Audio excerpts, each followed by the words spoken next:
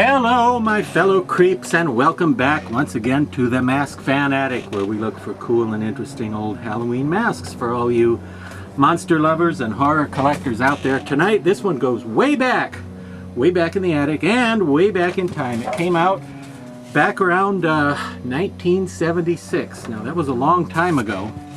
Okay, maybe not such a long time ago in relationship to how long the Earth has existed at all, but certainly a long time in mask years, a very long time in terms of mask. 1976, this guy came out, 76, 77, that season.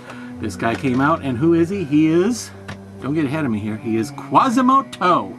Now why am I pronouncing it Quasimoto, as in toenail? Well, typically the name of the character, the Hunchback of Notre Dame, who inspired this and a great many other masks, is spelled with a D. No, not at the beginning. That would be Quasimoto. That would be stupid. Just listen. Yeah. Quasimodo, you see, M-O-D-O, with the word mod in there. But this particular version by Be Something Studios was spelled Quasimoto with a T. And sometimes, instead of Q-U-A-S at the beginning, sometimes it was spelled Q-U-A-Z. So sometimes it's Z is in zombie. You see what a Z? Yeah. Quasimoto, as opposed to Quasimodo, which is how it's spelled in the movie. So if you want this specific one, the reason I bother telling you, if you want to look up this particular mask, you may need to spell it this offbeat way that Be Something Studios spelled it back in the day. Why did they spell it a little differently from in the movies? Well, I don't know.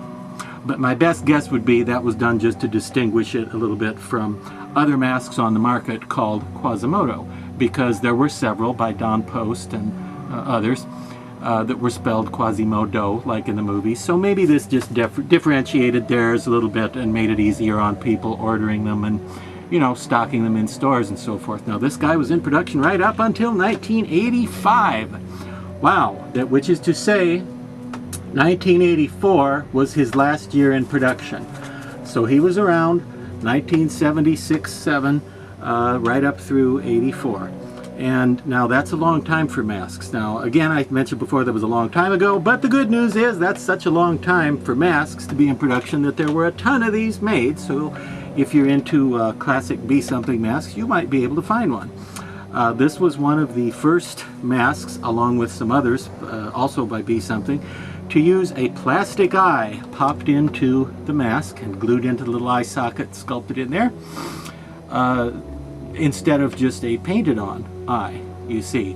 Now my favorite Be Something mask with plastic eyes would have been the Warlock, which was a creepy old man in a hood who had two of these eyes. But another classic is the great Hanging I Do, which came out around the same time, also a Be Something mask with the plastic eye, and he was a zombie and his eye was hanging, you see. So now these eyes weren't actually made there just for this. These eyes were available before that from Practical Joke and Novelty and Magic shops, as sold typically as eyeballs for highballs, because they're a little round eyeball. You can't see the backside, but it's a complete sphere, in other words, with the backside being slightly heavier than the side with the eye painted in. So you would drop it in a friend's drink. It was like a bar joke. You could drop them in a drink and the eye would look up because the backside was heavier. And the guy would look back at his drink and it would look back at the guy, you see. So it was just a practical joke sort of item, a little novelty plastic eyeball, a little smaller than a real eyeball for the most part, but wow, it worked so well in these masks. It gave them such a lifelike appearance, and it gave them a really deluxe, high-end, state-of-the-art technology sort of appeal for masks of the late 70s and early 80s. Now Quasimoto here normally had this great, I love this fur. This is a fur piece made of a color called redwood that they don't make anymore, and they haven't made for many years.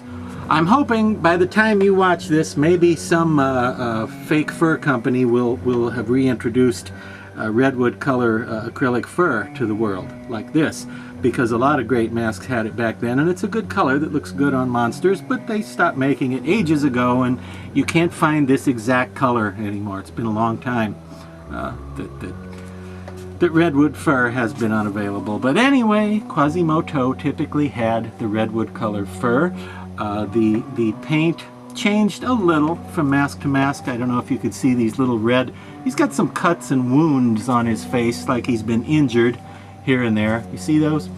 Sometimes those were bloodier than others. Sometimes they were sort of red or pink. Sometimes they weren't even painted any other color than just, you know, the skin. They weren't highlighted at all. But that changed a little. But other than that, this was pretty close to what they looked like. Kind of a dirty grayish brown and pretty realistic. And one thing I like about the Quasimoto from Be Something is the expression on him is unique and works well, as with many Be Something masks from back then. Works well for wearability. You couldn't go to a haunted house in America in the 70s or early 80s without having a good chance of seeing a Be Something Quasimoto in there.